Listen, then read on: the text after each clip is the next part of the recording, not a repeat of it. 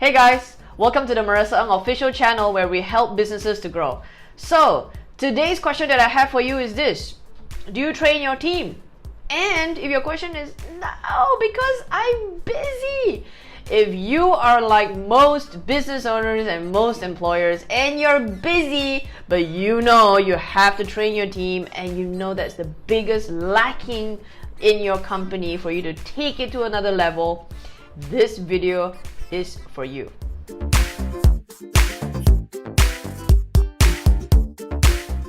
So gang, I travel a lot in the region as well, but I do take time to ensure that my team understand what they need to do and whether I can do training.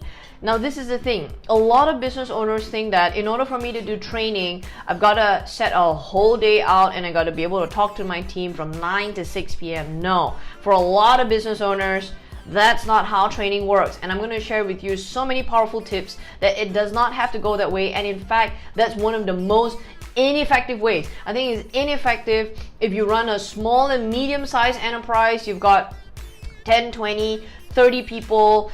Everyone is crucial. So if you have like even 5 or 10 people sitting in a room 9 to 6 p.m. for 2 or 3 days straight, your business is gonna go bust. You're just going to go, I can't afford that amount of time. And sometimes it's not you. Sometimes it's not you because sometimes your employees are busy too. They're at 120% daily and you're going, hey, you gotta go for training 3 days out and 9 to 6 p.m. next week. Your employees are just gonna go, what? I got a ton of things to do. So sometimes it's not you, but how do you get around to that? Being able to fit into that busy schedule. Your team's not that big. You're not a corporate where there are hundreds of people, so you won't miss 5 people. But you're a small medium enterprise and you're really wondering, gosh, I can't even afford the cash to get them going for training, let alone some people it's not even about the money, it's usually about the time. So how do you get around to that? Here are a few things that you could do, all right? Number 1, offer feedback carefully and frequently. I'll say this again. Offer feedback carefully and frequently. If you struggle with trying to train your team on the SOPs, sit them down and teach them everything from A to B, from every report, every form, every template, and you're going to go, oh, gosh, this is just way too much. And sometimes when you do that, it's overwhelming for your employees. They don't soak up everything. Yeah. So what you got to be able to be really good at, of course, is to give them the overview, tell them this is how it works, SOPs, these are the things that we do in the company, but get really good at giving feedback. How often and how long is feedback? You know, if you give feedback to your employees, it's like what, 15 to 20 minutes? But this is what I find a lot of business owners get so good at doing, and business owners that manage well, they manage their company and their teams very well, they do a post-mortem on everything, a post-mortem on a meeting, a post-mortem on an event, a post-mortem on a customer complaint. You can post-mortem everything. And for us at an Action Coach, we call it GEMS and Ops. We do a GEMS and Ops, okay, that's GEMS. OPPS. So GEMS, what do you like best about an event? Let's say we're talking about an event as a project. What do you enjoy? What did you like best? Ask your employees, what did you like best? And what do you think you're going to do to repeat doing? Because if you like it, it went well, it created great results, we'll keep doing it again. So it's very important to also ask what went well.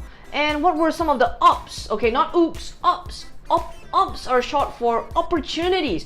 Opportunities for improvements. There are no pros and cons, but there are no cons. Opportunities to improve. So where were the areas that we did not really do so well that we got to be able to improve the next time we do this event?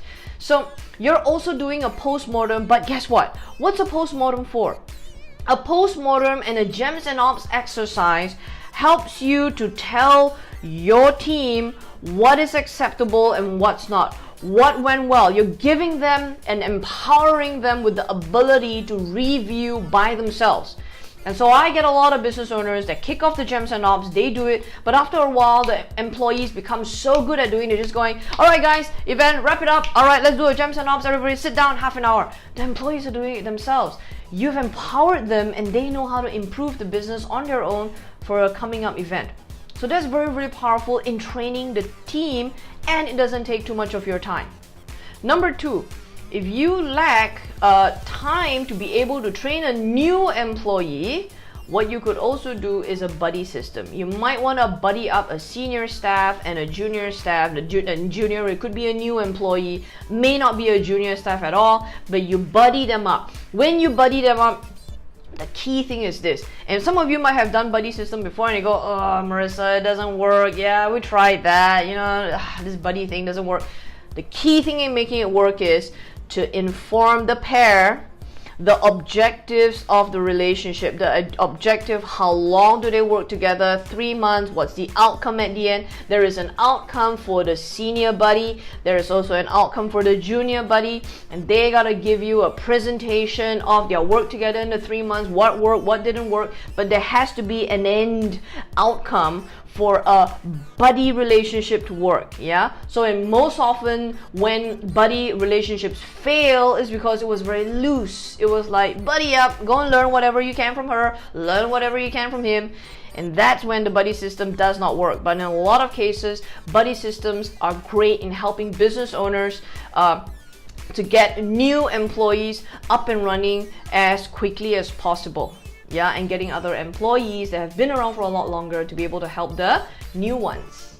Number three has been really successful, and I know a lot of business owners may or may not be doing it, but our clients actually run this thing called the book club.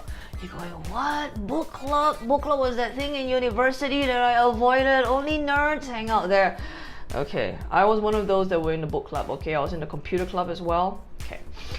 How the book club works is that there will be a book assigned based on a lot of frustrations that the business is having, and then there is a weekly 1-hour session among 4 or 5 people that are involved in trying to improve themselves. Now, a lot of the time, a lot of small and medium-sized business owners can't justify sending a whole team, and more often than not, they've got like maybe 2 or 3 salespeople. And for me to be able to send all my salespeople out all at one go for a whole day doesn't justify the time that they're going to be there.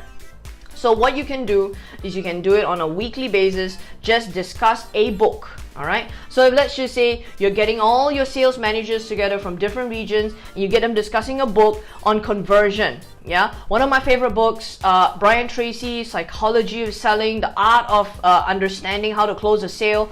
You've got some of those books, Google it, it's amazing. But how the book club works is, don't just issue the book to the 4 to 5 participants. What you're gonna do is that you're going to assign pages. So one book gets read by 4 or 5 people, and on a weekly basis, they present what they've learned, and then they ask each other, how does this apply to my job? And they're going, wow, it's mind-blowing. But in that sense, you're still learning a soft skill. It could be a hard skill it could be tougher as well, but a soft skill in communication, in customer service, in time management, there are a bundle of stuff that you can issue out through the book club. It's great for team bonding as well, but in that sense, there is a lot of new knowledge that gets injected into the team at such low requirement of time. There's a lot of commitment, I would agree, but it is not like one whole day and they share the workload to be able to learn together. So the book club has been really powerful. Remember, it's not a club for nerds, but if you do this in your business, you can still inject a lot of great knowledge into your company. So guys, if you want to be able to know how to do it, I give you a step-by-step. Again, download my guide to how you start your book club in your company and get it going. I give you a bunch of questions you got to start thinking about, all inside the description list. Please go and download this. Again, a lot of people have always asked me, Maresa, I'm sure you read the best books. I do, because as a coach, there's a lot of information that we have to be able to disseminate to our clients. So please, a lot of people have asked me, what's your reading list? I give you Maresa's awesome read list at the bottom as well. Go ahead and download. You see a lot of familiar names. We read all the best stuff because we got to coach it across. But remember this, guys. I want you to remember this. This is so important. Training your team is an absolute critical part of achieving the results that you want to achieve in your business. So please don't be busy enough. If you're like most business owners, all of us are busy. I would just say it outright, we're all busy. So if it's not an option to be able to send them in for a training or a workshop, or sit there for like 1 hour, half a day and trying to one whole entire day on trying to train your team, then try and get them into the important things that you do, like giving feedback, really running the book club. This can save you a lot of time, but it can still give you that edge when it comes to having a great team. Remember guys, it's about having a great business and a great life, because being in business is about more life. Take care, and I'll see you next week. Okay, let's get into this. Blah, blah, blah, blah, blah, blah, blah, blah, blah, blah, blah, blah, blah.